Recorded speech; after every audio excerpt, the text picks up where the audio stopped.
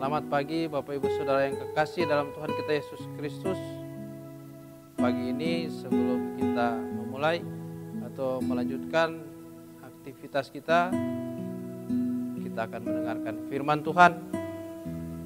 Sebelumnya mari kita berdoa. Tuhan Allah Bapa di sorga, Allah yang kami sembah, kami puji dan kami muliakan dalam nama-nama Yesus Kristus, Juru Selamat kami yang hidup. Di pagi yang indah ini kami datang menghampiri hadirat Tuhan mengucap syukur karena Tuhan mengaruniakan kepada kami lagi hari yang baru di hari kelima tahun 2024. Kami bersyukur atas nafas hidup yang Tuhan anugerahkan kepada kami. Dan Tuhan juga mengaruniakan kami kekuatan kesehatan untuk melakukan aktivitas tugas pekerjaan kami sepanjang hari ini. Sebelum kami melanjutkan aktivitas kami akan mendengarkan firman-Mu. Kuasai kami dengan Roh-Mu yang kudus agar kami memahami kehendak Tuhan dalam firman yang kami baca. Berfirman-Lah ya Tuhan, kami siap mendengar. Dalam nama Yesus. Amin. Bapak Ibu Saudara, saya mengajak kita semua untuk membaca Alkitab.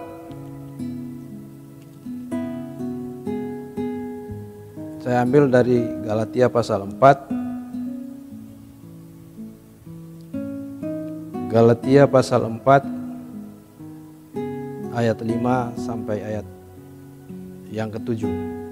Firman Tuhan berbunyi demikian. Ia diutus untuk menebus mereka yang takluk kepada hukum Taurat, supaya kita diterima menjadi anak. Dan karena kamu adalah anak, maka Allah telah menyuruh roh anaknya ke dalam hati kita yang berseru, Ya Aba, Ya Bapa. Jadi kamu bukan lagi hamba, melainkan anak. Jikalau kamu anak, maka kamu juga adalah ahli-ahli waris oleh Allah. Demikian pembacaan firman Tuhan. Yang berbahagia ialah mereka yang mendengarkan firman Tuhan, merenungkan dan melakukannya dalam hidupnya setiap hari. Terpujilah Kristus. Bapak Ibu Saudara-saudara yang kekasih dalam Tuhan kita Yesus Kristus. Bangsa Israel pernah menjadi budak di Mesir selama 350 tahun. Oleh tangan Tuhan yang kuat,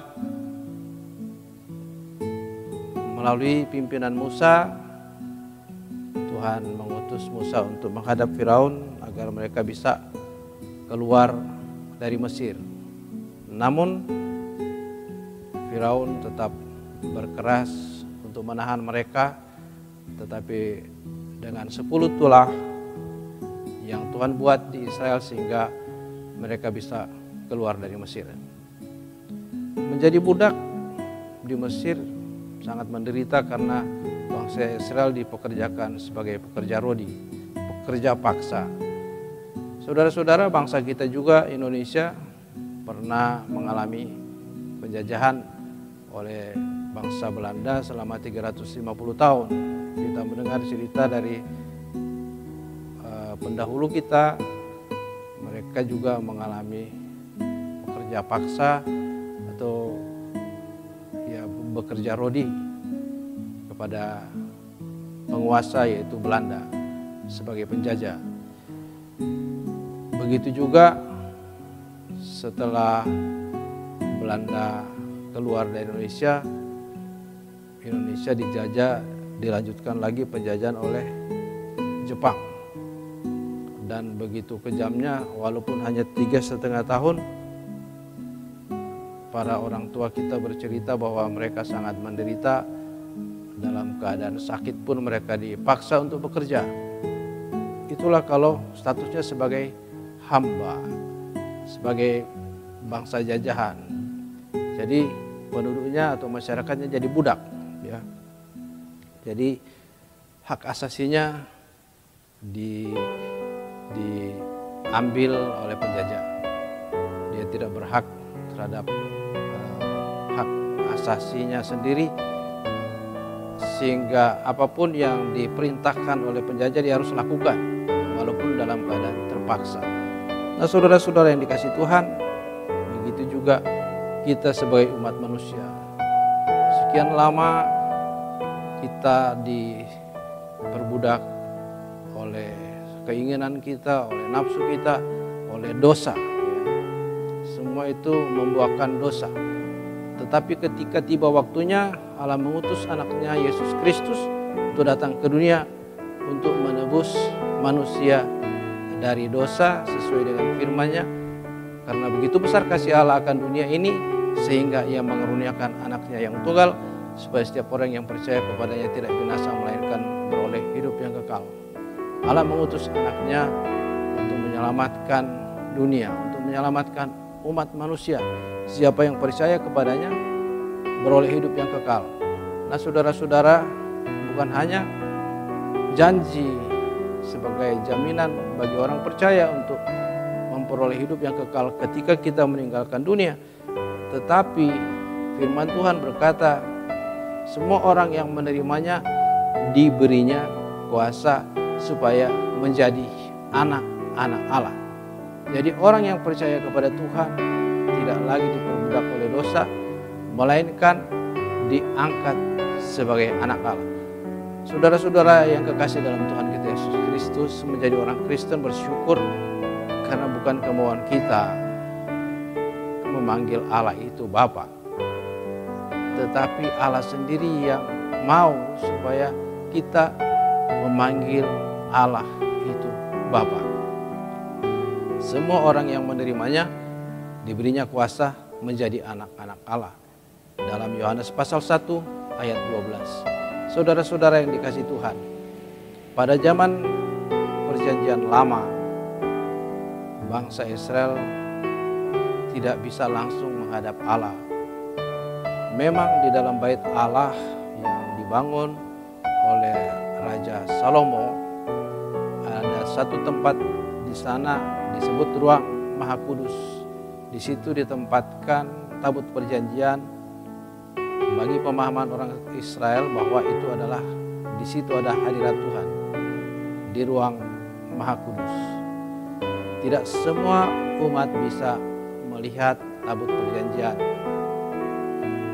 Di dalam ruang pertemuan dengan tabut perjanjian terpisah dengan tirai, terpisah dengan horden.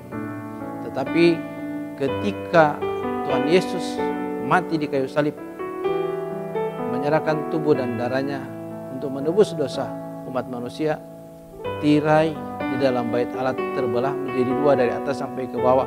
Itu maksudnya ialah umat bisa langsung berjumpa dengan Tuhan. Umat bisa langsung berkomunikasi dengan Tuhan.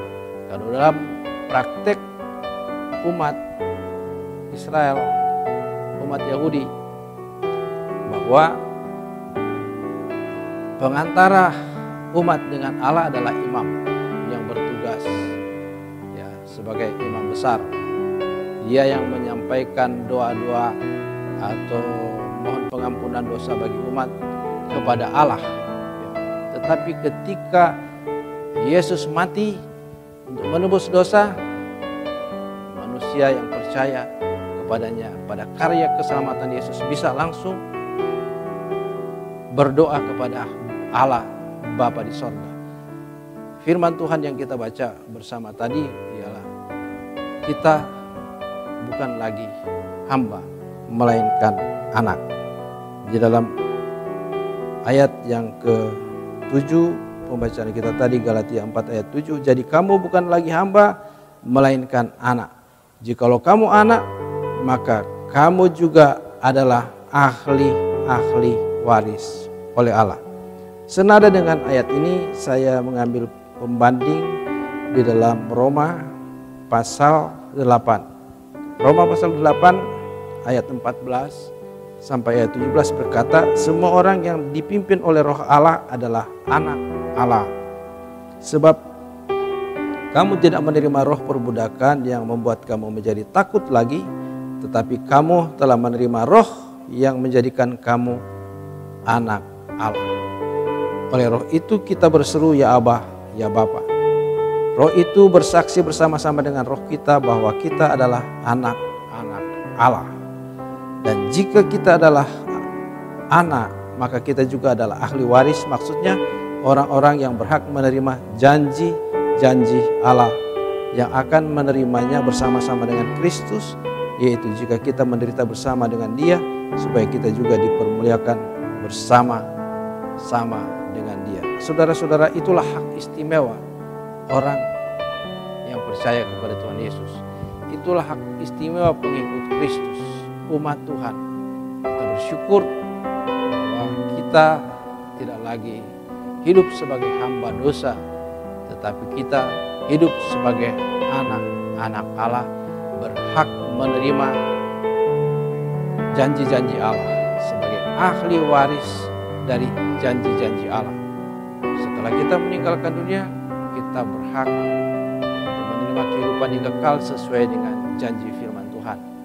Selama kita di dunia, kita diberkati karena itu janji Tuhan bagi umatnya. Kita bersyukur karena kita sudah diangkat sebagai anak Allah oleh iman kepada Tuhan kita Yesus Kristus. Tuhan memberkati kita semua. Amin. Mari kita berdoa.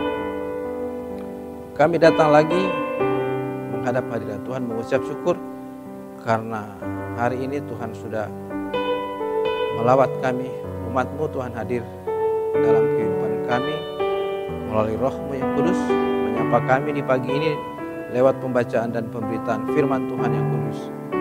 Tanamkan firman-Mu dalam hati kami, mampukan kami untuk setia melakukan kehendak Tuhan dalam hidup kami, sehingga janji-janji Tuhan digenapi dalam hidup kami. Kami bersyukur karena ketika kami beriman kepada Tuhan Yesus pada karya keselamatan yang Yesus lakukan 2000 lebih tahun yang lalu, maka kami diangkat sebagai anak Allah. Terima kasih Tuhan, karena kami juga berhak menerima segala janji-janji yang Tuhan sampaikan di dalam firman. Berkati kami Tuhan, melanjutkan aktivitas kami di sepanjang hari ini, agar apapun yang kami lakukan berhasil. Inilah doa kami, di dalam nama Yesus kami berdoa dan mengucap syukur. Amin.